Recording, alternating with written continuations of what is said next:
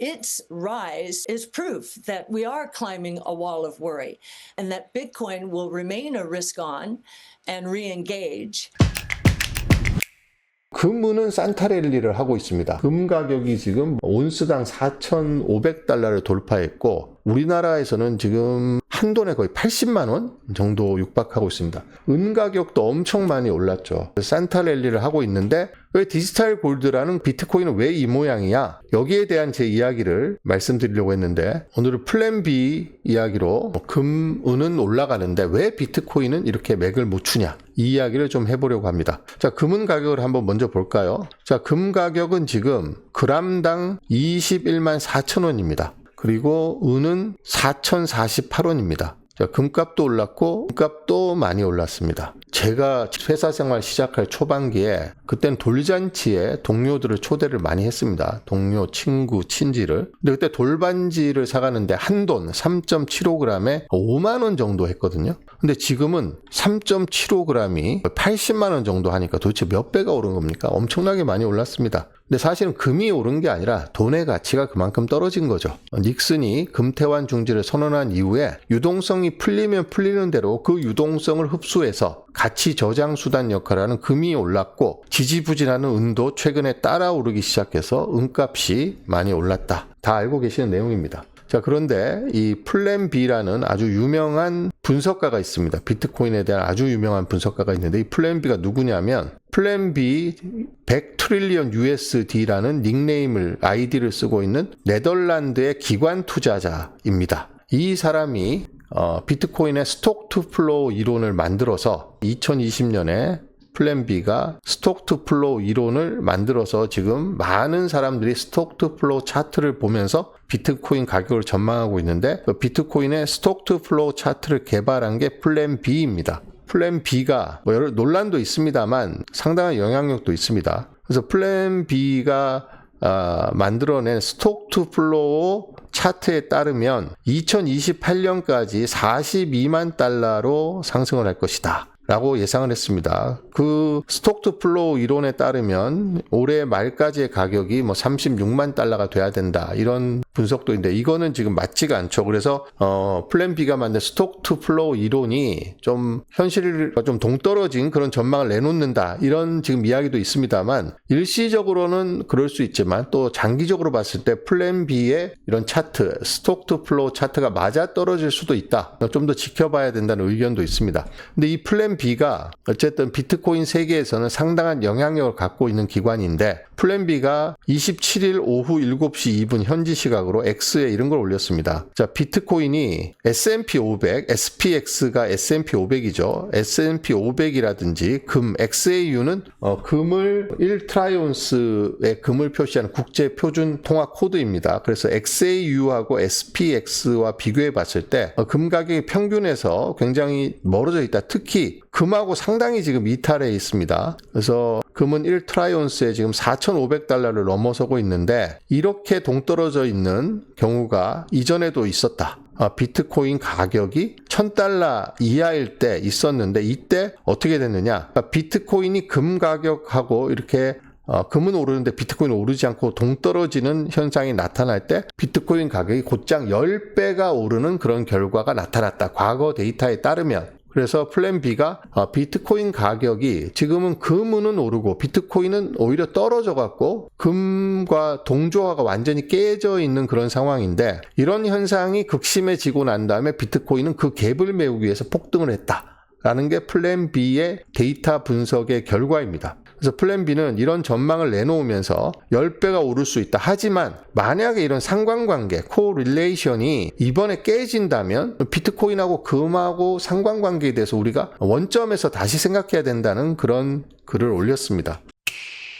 그래서 제가 오늘 금하고 비트코인의 상관관계에 대해서 좀 말씀을 드려보도록 하겠습니다. 자, 금하고 비트코인의 상관관계를 역사적으로 보면 금이 오를 때 비트코인이 같이 올랐던 때가 있습니다. 그러면 둘 다 안전자산적 성격을 가지는 거죠. 비트코인은 떨어지는데 금은 올랐다. 이때는 금은 안전자산으로 보고 있고 비트코인은 위험자산으로 보고 있을 때 금은 오르고 비트코인은 떨어집니다. 같이 오르거나 같이 내리면 상관관계가 매우 높은 거고 금은 전통적인 안전자산이기 때문에 금하고 같이 오르고 같이 내리면 비트코인도 디지털 골드로서 안전자산의 반열에 들어갔다라고 볼 수가 있습니다. 그런데 금이 오를 때 같이 오를 때도 있고 하지만 금은 오르는데 떨어질 때도 있습니다.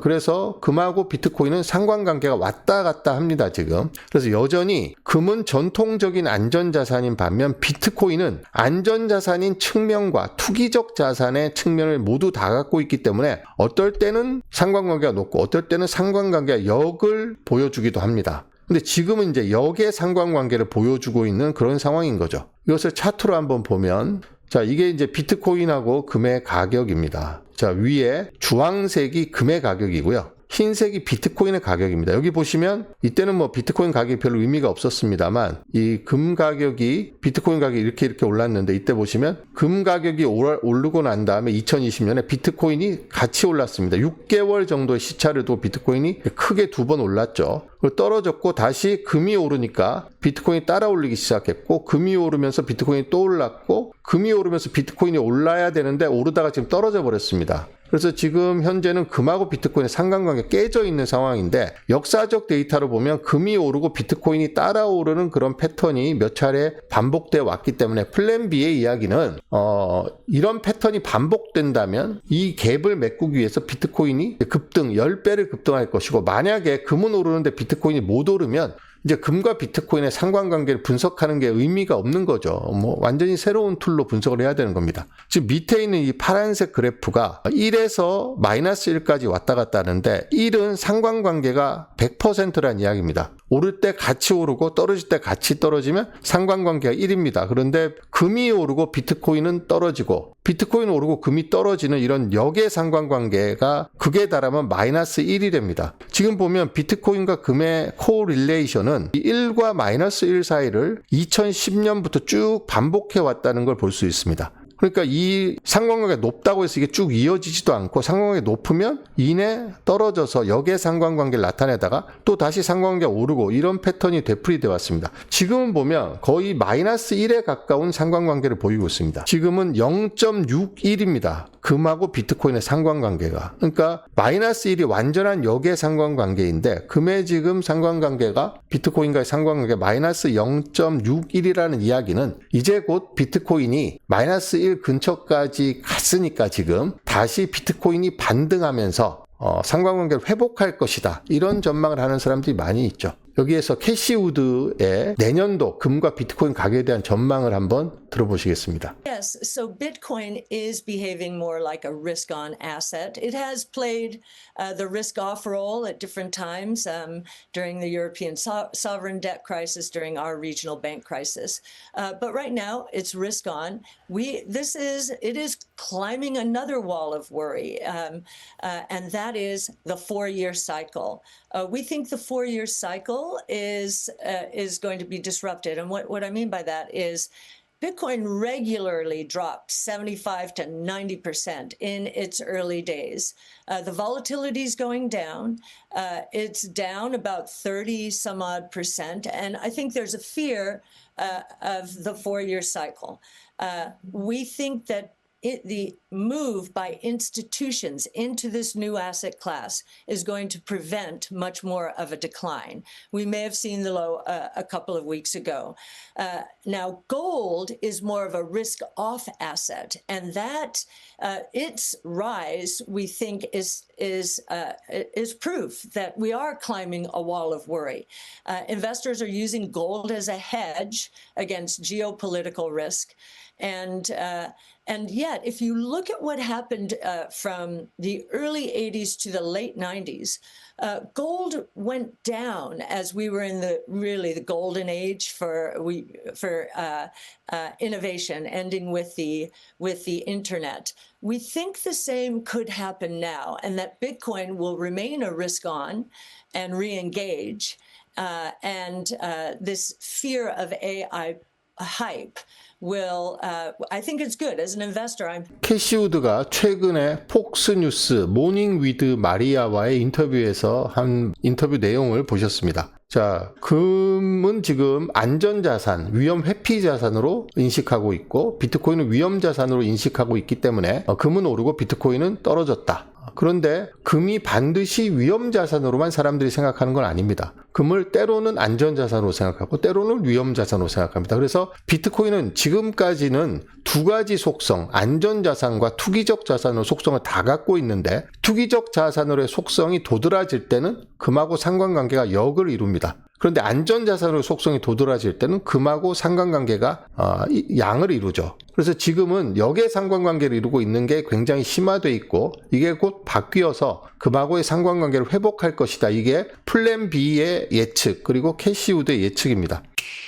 지금 금의 가격을 보시면 지금은 금이 엄청나게 많이 올랐습니다만 금 가격이 지지부진한 때가 많았습니다. 이거 한번 보세요. 여기 1980년대 90년대 캐시우드도 좀 전에 이야기했습니다만 금 가격은 이 닉슨 쇼크 이후에 돈이 본격적으로 풀리려고 하던 이 시기에 거의 가격이 오르지 못했습니다. 그럼 이때 금에 대해서는 뭐라고 이야기했을까요? 사람들이 금은 이제 쓰레기야. 금은 필요 없어. 금에 투자하는 건 바보야. 많은 사람들이 오랫동안 닉슨 쇼크 이후에 금값이 오르다가 금값이 오랫동안 짓눌려 왔습니다. 그러다가 최근 들어서 금값이 이렇게 올라간 거죠. 본질적인 가치, 그러니까 글로벌 M2가 마구 드러나는 상황에서 우리의 가치, 통화 가치의 하락을 방어하기 위해서 어디다 가치를 저장해 놔야 되는데 어디다 저장할까? 결국은 금이라는 것을 깨닫고 금으로 돈이 몰리는데 시간이 많이 걸렸습니다. 어느 날 그러니까 닉슨 쇼크가 깨지면서 금값이 이렇게 올라간 게 아니라 금값은 오랫동안 힘든 시기를 겪었습니다. 지금 보시면 닷컴 버블이 있었던 이 시기에조차도 금값은 지지부진을 면치 못했습니다. 은은 더 심각하죠.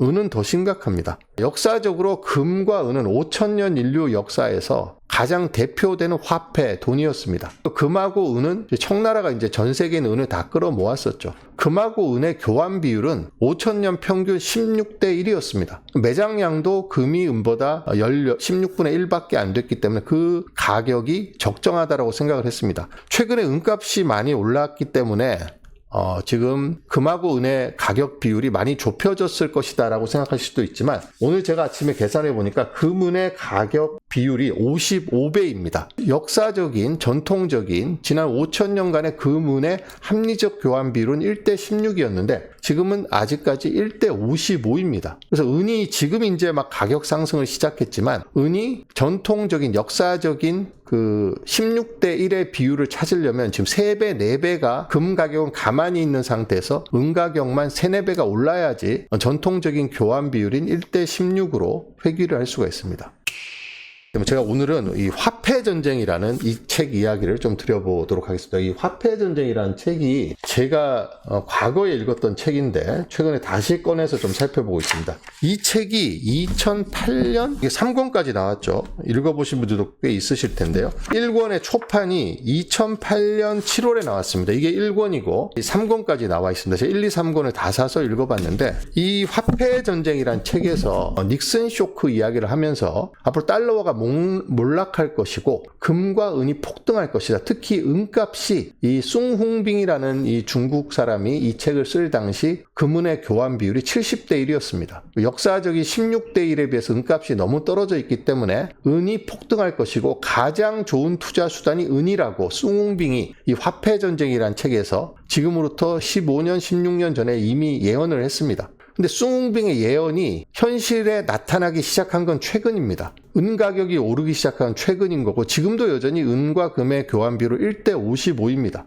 저는 앞으로 은 가격이 더 올라서 금하고의 그런 가격 차이가 전통적인 1대 16까지 갈지는 모르겠습니다만 지금 55분의 1 가격은 매장량으로 보나 전통적인 그런 교환 비율을 보나 맞지가 않습니다. 그래서 회귀를 할 걸로 보는데 이때 숭홍빙이 금을 사라. 금보다는 은이 더 좋다라고 이야기를 해서 금과 은에 관심을 가진 분들이 꽤 있습니다만 금값이 오르기 시작한 건 그로부터 10년 이후입니다. 은값이 오르기 시작한 건 15년 이후입니다. 그러면 한 10년 동안 숭홍빙은 욕을 많이 얻어먹었죠. 저 자를 믿고 내가 금과 은을 샀다가 금은이 오르지 않았어 라고 하면서 숭웅빙에 대한 비판을 했지만 지금은 숭웅빙의 전망이 떨어지고 있습니다. 금값이 폭등을 하고 있죠. 그래서 어떤 사람이 장기적 전망을 올바르게 한다 그래서 그것이 바로 내 눈앞에 현실로 나타나지는 않습니다. 시간이 좀 걸리죠. 숭웅빙이 마치 화폐전쟁에서 금은의 폭등을 예언했지만 그게 현실로 나타나는데 시간이 걸렸듯이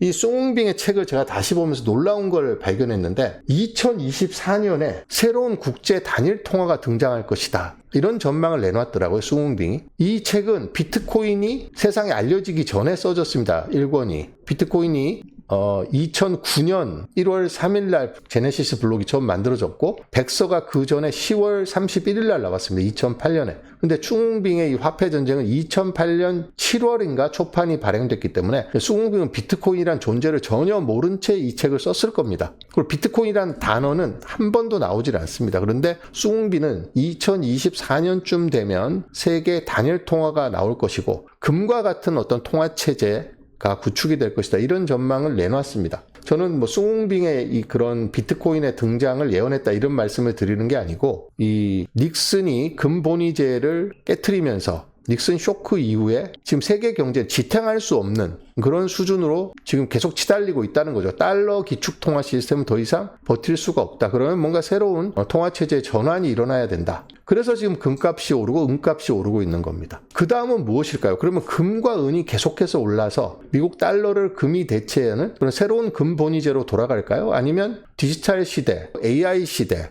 웹3 시대를 맞아서 디지털 골드라고 평가를 받는 비트코인이 시장의 채택이 계속 확장되고 쓰임새가 커지고 신뢰를 더 받으면서 비트코인의 가격이 올라갈까요? 이거는 사실은 믿음의 문제라고 생각합니다. 저는 비트코인이 금을 대체할 것이라고 믿고 있고 비트코인이 10년 정도 지나면 금의 시가총액을 따라잡을 것이고 20년 정도 지나면 금의 10배의 시가총액에 도달할 수도 있다고 믿고 있습니다. 역사적으로 봤을 때 또 여러 가지 지금 현재 기술의 발전과 변화 이런 것을 봤을 때 그런 일이 벌어지지 않을까 이렇게 생각을 하고 있습니다. 어차피 세상은 변하게 돼 있고 지금 시가총액 상위 10위는 10년 후에 20년 후에 바뀌어 있을 겁니다. 뭐 어떻게 바뀌어 있느냐를 아는 게 중요하죠. 지금 보시면 글로벌 톱 에셋 중에 지금 비트코인 아래에 눌려있던 은이 올라가서 3등까지 올라갔습니다. 그렇지만 아직도 금에 비하면 7분의 1에 불과합니다.